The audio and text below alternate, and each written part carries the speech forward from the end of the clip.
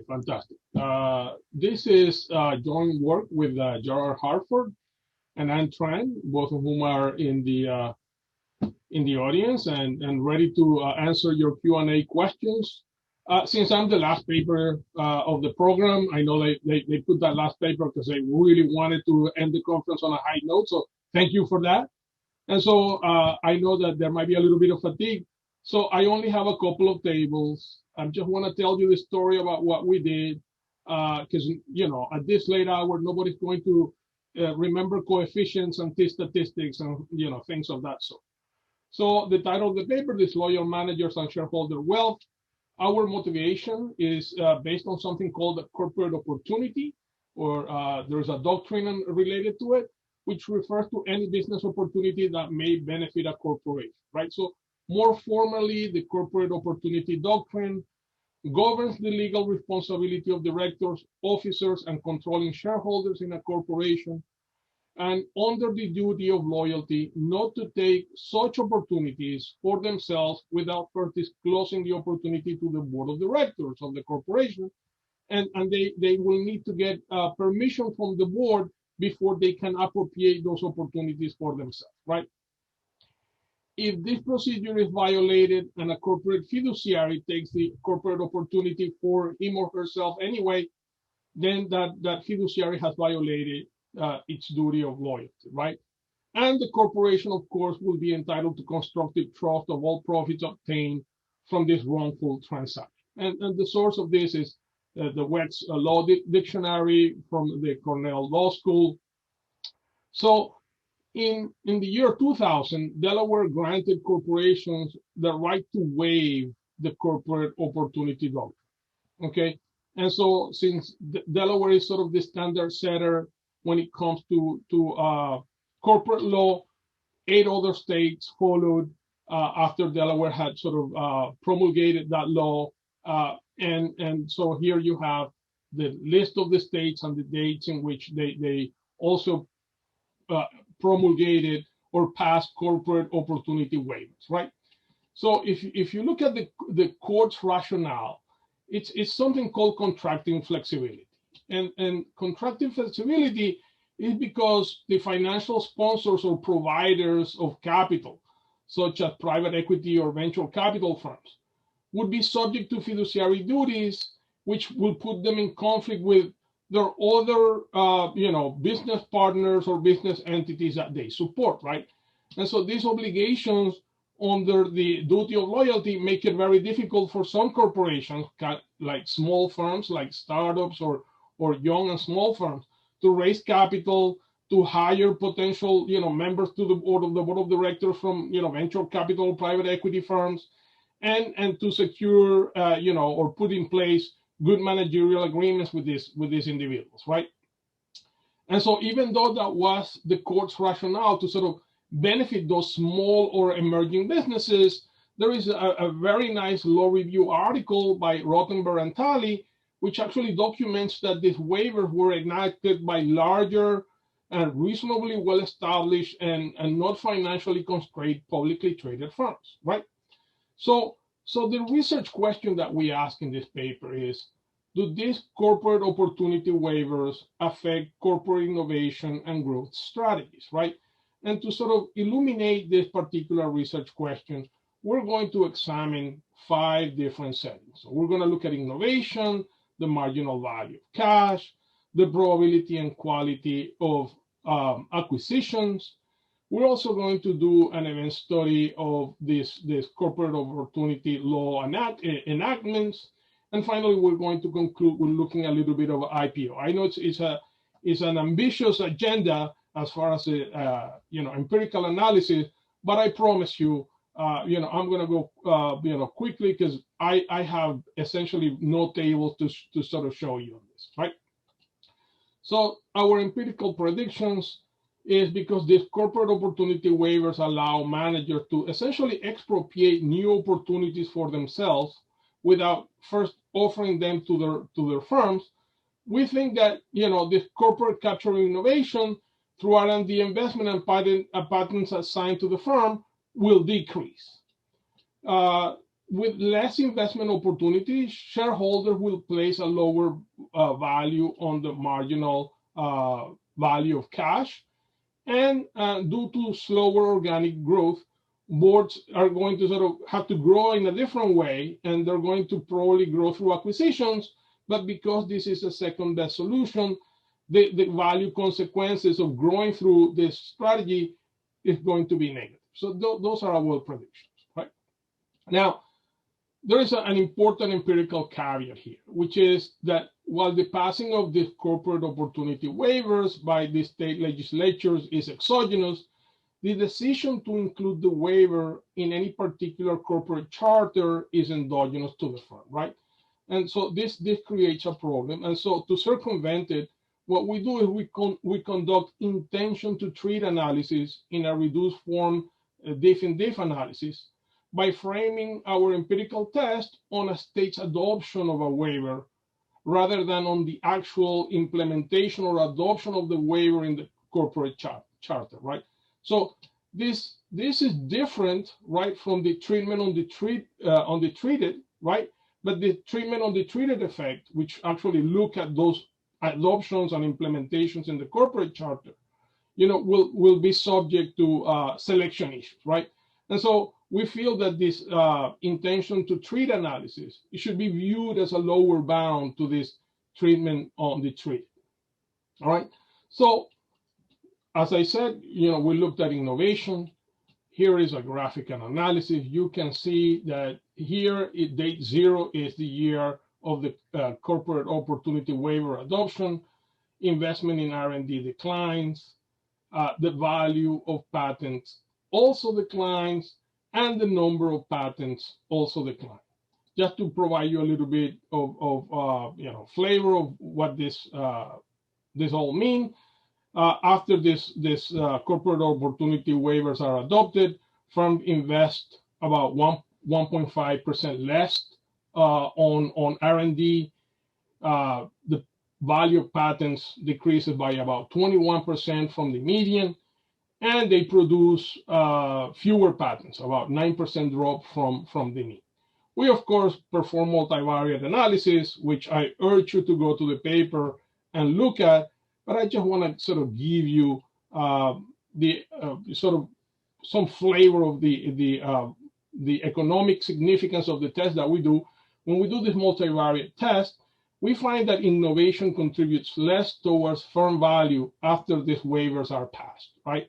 So, for example, increasing R&D spending by 1 percentage point is related to an increase of about 51 basis points in Tobin's Q, but this is lower by 17 basis points after these waivers pass, right? We also, like I promised, looked at the marginal value of cash, and like numerous other papers, what we do is we expand the specification in Falkender and Wang, and what we do is we expand it with this particular term right here in order to consider the passing of these corporate opportunity waivers. And again, the tables are in the paper. It's already 2:48 here in the Northeast. So I don't want to show you tables and coefficient and estimates and p-values and t-statistics, but all I want to say is that on average, the value of an additional dollar of cash drops by about 9 to 12 cents for firms that are incorporated in states that pass this corporate opportunity waivers laws, right?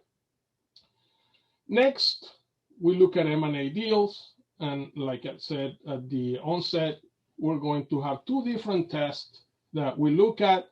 The first one has to do with the probability of making M&A deals, with the probability of acquiring. And the second test has to do with the quality of the acquisitions.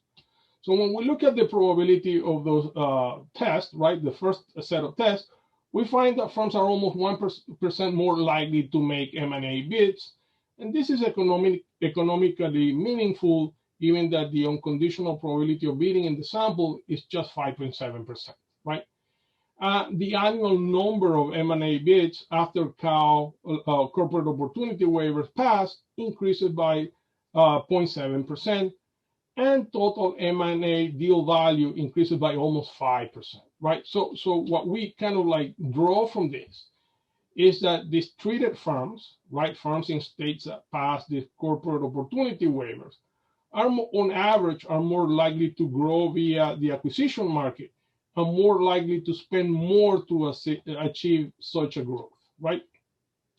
When we look at the quality of acquisitions, we find that once these corporate opportunity law waivers pass, the announcement returns meeting the acquirers are 77 basis points lower. Acquirers are about 3 percentage points more likely to exhibit M&A announcement returns that are negative, and the benchmark is 47%. And interestingly, we find that these bidders in COW states, in corporate opportunity waiver states, are less likely to withdraw from value destroying transactions, right? So just to keep score, when we looked at our predictions, let's see how those predictions sort of square with the evidence. We predicted that corporate capture of innovation through R&D investments and patents assigned to the firm will decrease, and we're finding lower contribution of innovation towards the market value of the firm. There's a cut on R&D spending. These firms produce lower less patents of lower value. We also, one of our predictions is that, the marginal value of cash would decrease, and we find a decrease of about 9 to 12 cents. And we also said that because this was a second best solution, with lower organic growth, they will go towards the M&A market, but the value consequences of doing this will be negative. And we find evidence sort of supporting this, right? They're more likely to spend more in acquisitions, but these acquisitions are met with lower announcement returns. And these firms in these corporate opportunity waiver states are less likely to pull out of value destroying transactions, right?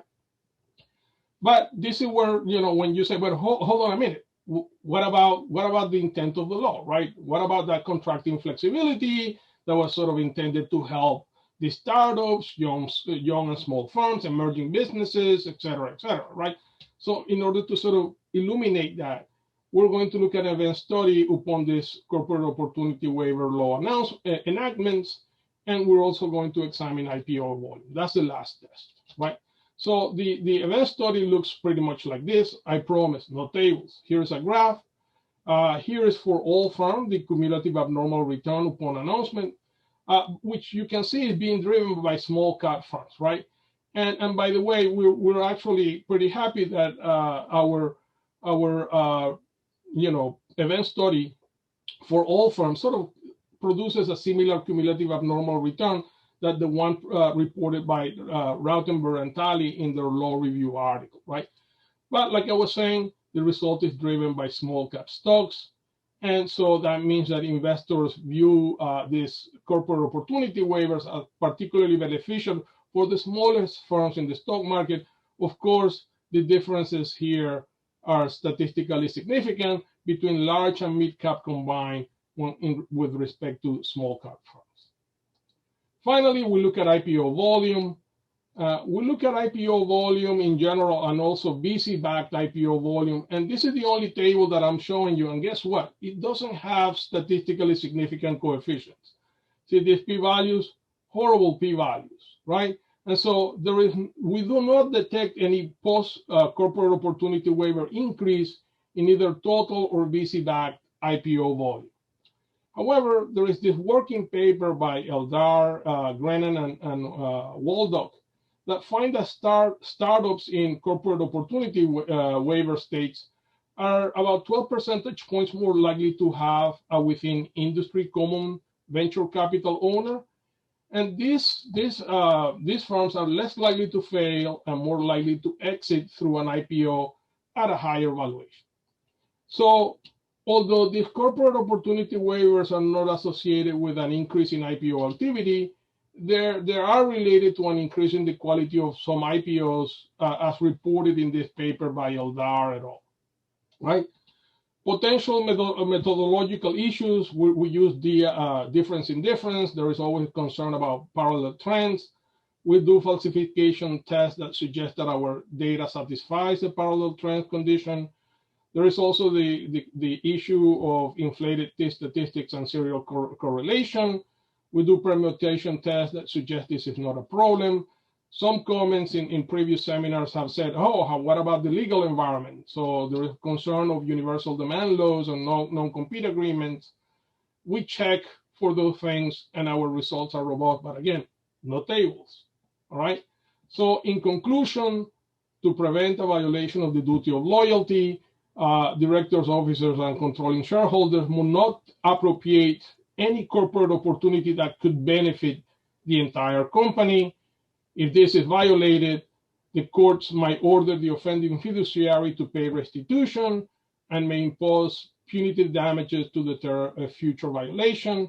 But starting in the year 2000, Delaware and then 8 other states passed these corporate opportunity waiver laws to offer contracted flexibility to startups and young firms.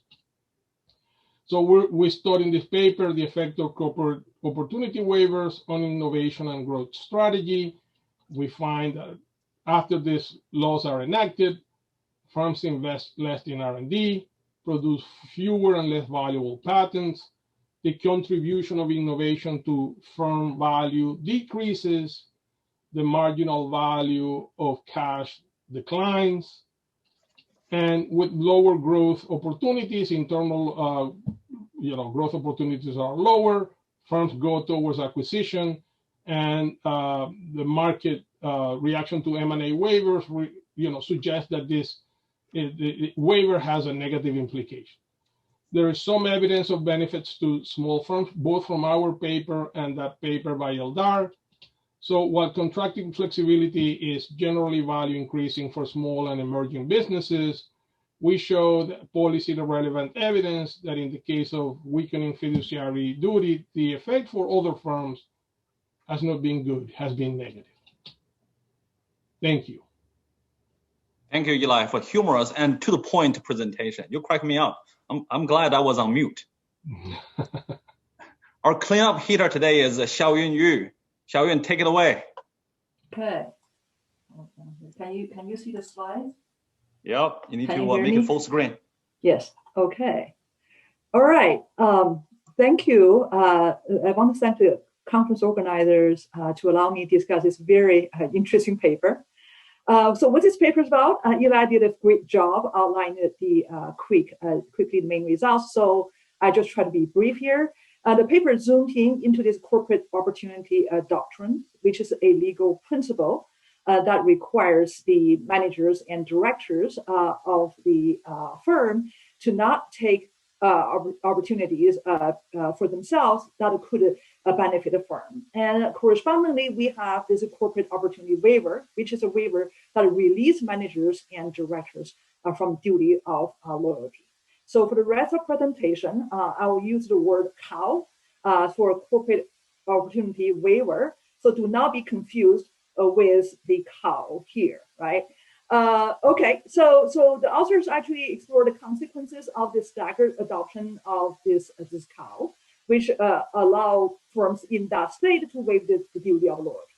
Okay, so the main findings quickly, after the COW laws being passed, firms in the COW states see a decline in innovation activities, a decrease in the relative contribution of innovation to firm value, and the low value of cash. And the firms in the COW states engage in more MAs, but particularly they more likely to engage in likely to withdraw from the value-destroying deals. There's a high manager ownership seem to reduce the effect of the law, and the CEOs of the firm in COW states see a higher compensation after the law. Okay, so also they show that there's a positive market reaction to the law enactment to the small cap firms, not for the medium and the large cap stocks, which is expected, and that's what the law has intended to. And there's no increase in IPOs or VC-backed IPOs as well. So again, I promise I'm not going to show any tables and coefficients either. So what I like this paper is a very original argument. So one of the very few papers actually exploring the implication of the law in the context of corporate governance and identify these unintended consequences of the law. And very focused and straightforward research question. And they explore this exogenous shock to allow for tests for causality. It's very rigorous in an attempt to convince readers of its findings. And it's very well written. I really enjoy reading the paper. But it also makes it very difficult to discuss. So you can see most of my comments will be quibbles. And I think most of them probably are more suitable for a follow-up paper instead. Okay, so let me start anyway. So the story of the paper is the following. So under the law, the managers and directors can legally pursue business opportunities for their own personal benefit without the obligation to present them to the firms. So as a result, we see the intensified agency problems because managers and directors become less loyal. They shift the good projects away from the firm. So as a result of that, that impedes firms' organic growth in terms of innovation. And due to this inefficient internal growth opportunities, firms are forced to pursue the second best. So what I like to see when I read this paper, what I like to see is I want to see a little bit more tests to help me closely pin down the mechanisms that are linked to disloyalty. Okay, so let me be a little bit clear on that. I like to see, so if you talk about the waiver laws, misalign the incentive between managers and shareholders. And as Eli said, and the paper was emphasizing throughout, the passage of law is exogenous, but the decision to adopt law is endogenous to the firm. Okay, so for my first reaction is, what kind of firms are more likely to adopt the law? Are these the poorly governed firms? So in essence, are the law-induced disloyalty of managers, or the law actually amplifying the poor corporate governance? So that's something, I'd be very interested to know if there's some kind of evidence, even the descriptive statistics would be helpful. And another interesting thing here is that if we talk about a waiver, a shock that misalign the incentive between the managers and shareholders. So if the managers and shareholders' interests are already aligned prior to the law, should we still expect to see deteriorating conflict of interest, right? So that would suggest that the firms with ex-ante different degrees of incentive misalignment may respond to the law, passed law very differently. So you have a table 10, which has very similar favor already, but one can sharpen this and then maybe substantially set up a test. For example, think about a firm with ex-ante high or low manager ownership, okay, or firms that already had a pretty good corporate governance system in place before the law. For example, more efficient board monitoring, more effective managerial compensations, right? So these type of firms may respond differently to the passage of the law than the other similar type of firms. And sometimes, we talk about the CEOs having personal traits. Being loyal sometimes are personal, right? So we have papers on managerial cultural origins, right? So if I'm loyal, it doesn't matter what happens to the law, I still remain loyal because of my personal traits. So that also allows you to do some sort of a cross-sectional test to pin down the effect of the law. Okay, so that's related also to the fact that how can we capture this law-induced managerial disloyalty? And that's actually quite challenging, to be honest. And I thought about this, I'm not sure even I actually can crack this problem. So here's some of my thoughts here, right? So in other words, if managers are disloyal, they may not care about a firm's long-term benefit. So do we see managers in the Cal states become more short-term oriented after passage of law? Do the firm tend to pursue more short-term projects or MAs than long-term value enhancing projects? We have a large literature in this dimension. Maybe you can borrow some of the proxies. And even if you look at the innovation, maybe you can explore within innovation variations. Do firms choose marginal innovation versus breakthrough patents, right? Now, another here that if I'm not loyal to this firm, I'm more likely to leave the company. So do we see increased frequency of job hunting because I'm not loyal to the firm anymore, right? So that's actually quite interesting because it's actually creating some potential effect, not only at a firm level, but also the labor market for disloyal managers, okay? So in other words, do we see firms in those 12 states more likely to start with disloyal managers? yes, we do see more frequent job hunting among disloyal managers, but on the same side, you see more supply of these kind of managers, make these firms like to get rid of them to begin with. And more importantly, is there any potential spillover effect, right? So I'm the firm in the cow state, and I choose not to adopt a cow. But do I also suffer because all of a sudden the supply of disloyal managers increases in my local labor market, right? Okay. So, so I'm watching the time too. So also the cow is very specific to the nature of disloyalty, right? Managers become disloyal because they shift the good project away from a firm for personal gain. And that leads to the suffering of a firm to begin with. Now, right now, you show after law, the firm suffers. If we want to sharpen attention, I like to see if it's possible to show that the managers or directors benefit at the same time after the passage of the cow. Okay, so for example, do we see them experiencing abnormal growth of personal wealth after the cow? Do we see them participate more frequently or directly in profitable VC investments, or their sponsored ventures participating in profitable VC investments, whereas their firms do not? Okay, do they more like to sit on boards of competing firms that offer good exotic director compensation? So you show the innovation goes down. Do their firms lose key inventors to competing firms that the managers have a personal connections or benefit personally? Okay, so that's actually, if you can show sometimes the managers also benefit in person, I think you actually close that attention, the loop better. So let me, I have only 1 minute left. Let me just jump here.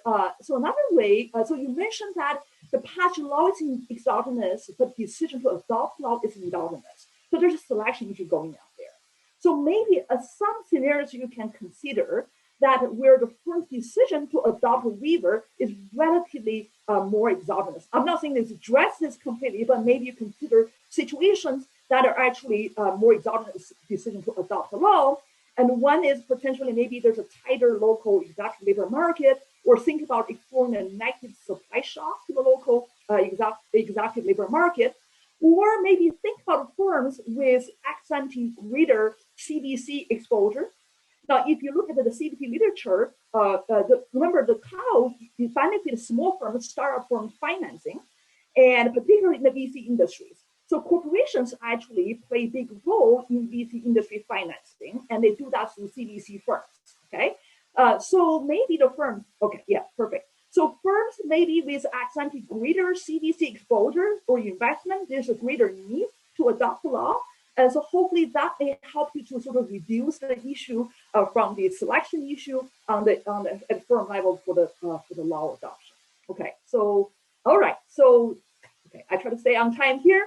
So to conclude, it's a very interesting paper, and it's really carefully done. And it's very comprehensive and rigorous in terms of testing design. I didn't show you anything, but it's very carefully worked on. And it's actually for a very novel setting to identify very straightforwardly the misalignment between managers and shareholders. And it definitely generates important policy implications. I'd like to see a bit more validations along the main findings to further pin down the channels. Thank you. Thank you so much, Xiaoyun. Eli and also co-authors, would you like to take a little time to respond to Xiaoyun's comments? While you're doing that, let me also bring up some of the questions from the audience that are related to Xiaoyun's points. That is, it's kind of endogenous decision for firms to adopt the cow provision. And as Jill, Mark, and also my colleague Hamed all pointed out that shareholders actually, most companies in Delaware do not have cow provision, and shareholders will have to approve this, and they don't expect to approve this very often. And also shareholders need to vote to adopt cow because it must be included in the corporate charter. Thank you.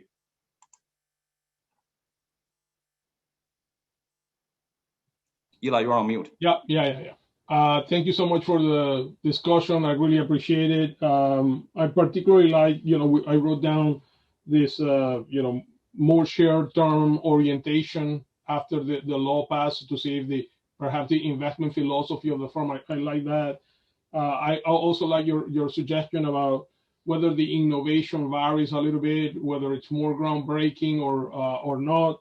I like the idea about, potentially job hopping, where, these executives sort of jumping ship. And I also, we definitely want to think about the spillover effects and other things. So I'm really hopeful that you can share those slides with us, and we will definitely pay attention to all of the good things that you said. Some of your comments, like, what are the characteristics that are of the firms that are more likely to adopt?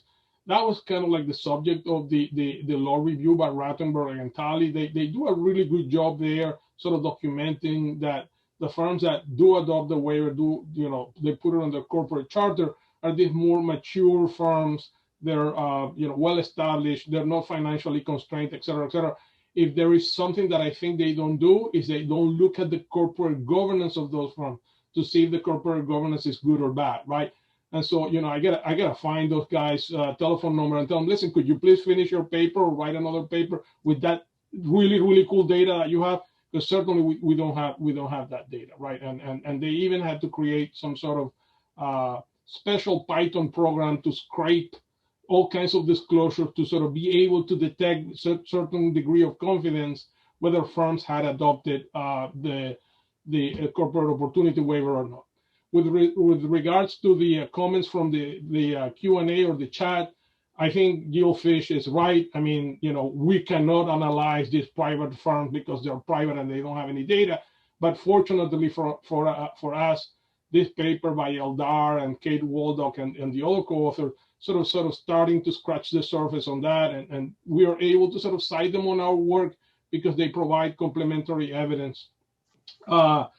And so the other comment related to Mark and related to Hamid Mahmoudi, it has to do with the actual adoption of the waiver. And so, this is something that we don't do. We don't, I mean, the only way that I will spend, countless amount of time sort of looking at disclosures and trying to get into Python or something like that, if it wasn't already done by other people. But this was already done. Maybe they didn't sort of complete the work, and I don't know how those guys will be sort of amenable to sort of sharing that data with us in the future. But, I think what we do with this intention to treat really provides a very good first step to sort of understand the value consequences of the waiver and perhaps sort of stimulate further discussion and research on this topic.